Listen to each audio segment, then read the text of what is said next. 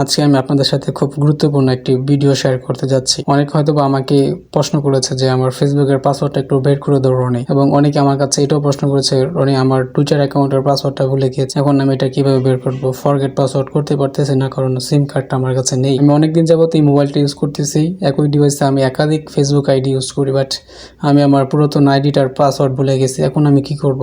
সিমটাও তো আমার কাছে নেই, আমি ফরগেট করতে পারতেছি না। যাদের এই সমস্যাটা আছে অবশ্যই আজকের ভিডিওটা আপনাদের জন্য খুব গুরুত্বপূর্ণ। পুরো ভিডিও দেখতে হলে অবশ্যই আমার চ্যানেলটাকে একটু সাবস্ক্রাইব করবেন। যারা সাবস্ক্রাইব করেছেন আপনাদেরকে অসংখ্য ধন্যবাদ জানাচ্ছি। আমাদের পুরনো পাসওয়ার্ডটা বের করতে হলে আমাদেরকে যে কাজটা করতে হবে, খুব মনোযোগ সহকারে ভিডিওটা দেখবেন। আমরা দেখতে পাচ্ছেন আমাদের মোবাইলের হোম পেজে চলে আসলাম। এখন আমরা সেটিংসে প্রবেশ করব। উপরে সেটিংস আইকনে ক্লিক করলাম। আপনারা আপনাদের সেটিংসে প্রবেশ করবেন আপনাদের মোবাইলে, আপনাদের যেই মোবাইল হোক না কেন। আমি টেকনো মোবাইল ইউজ করতেছি, আপনারা অবশ্যই যে কোনো মোবাইলের সেটিংসে প্রবেশ করবেন। তারপর প্রাইভেসি নামে একটা অপশন আছে মোবাইলে, সেই প্রাইভেসি অপশনটা আপনারা খুঁজে বের করবেন। দেখতে পাচ্ছেন এখানে প্রাইভেসি অপশনটা আছে, আমরা প্রাইভেসিতে ক্লিক করলাম। দেখতে পাচ্ছেন আমি প্রাইভেসিতে প্রবেশ করেছি। তারপর এখানে অ্যাডভান্স নামে একটা অপশন আছে, আপনারা অ্যাডভান্স নামে অপশনে ক্লিক করবেন, বা আপনাদের কাছে অ্যাডভান্স নাও আসতে পারে। এখানে দেখতে পাচ্ছেন অটোফিল সার্ভিস ফ্রম গুগল নামে একটি অপশন আছে, অটোফিল সার্ভিস ফ্রম গুগল, আপনারা এখানে ক্লিক করবেন।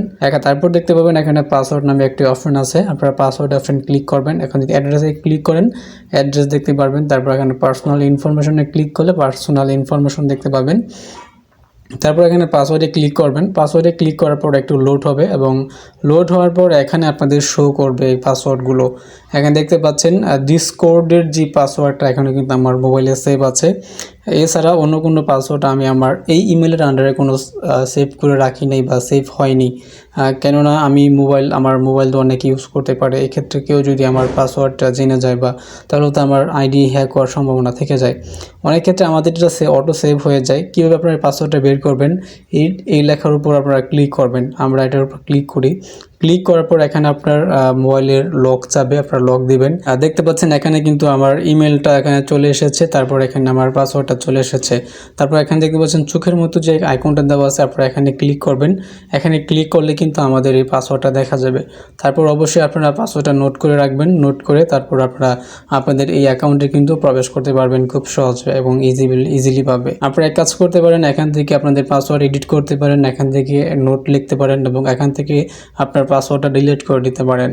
যখন আপনারা ফোন চেঞ্জ করবেন বা আপনার পুরাতন ফোনটা বিক্রি করে দিবেন, তখন কিন্তু আপনারা এই পাসওয়ার্ডগুলো অবশ্যই ডিলিট করে তারপর বিক্রি করবেন। এছাড়া কিন্তু আপনাদের অ্যাকাউন্টে তারা খুব সহজে প্রবেশ করতে পারবেন। যার কাছে বিক্রি করবেন সে যদি তথ্য প্রযুক্তি সম্পর্কে জ্ঞান রেখে থাকে, তাহলে সে কিন্তু খুব সহজে আপনার অ্যাকাউন্টে ঢুকে যেতে পারবে। এভাবে আপনারা আপনাদের সবগুলো অ্যাকাউন্টের পাসওয়ার্ড কিন্তু আপনারা এখান থেকে বের করতে পারেন, যদি আপনাদের সেভ থাকে।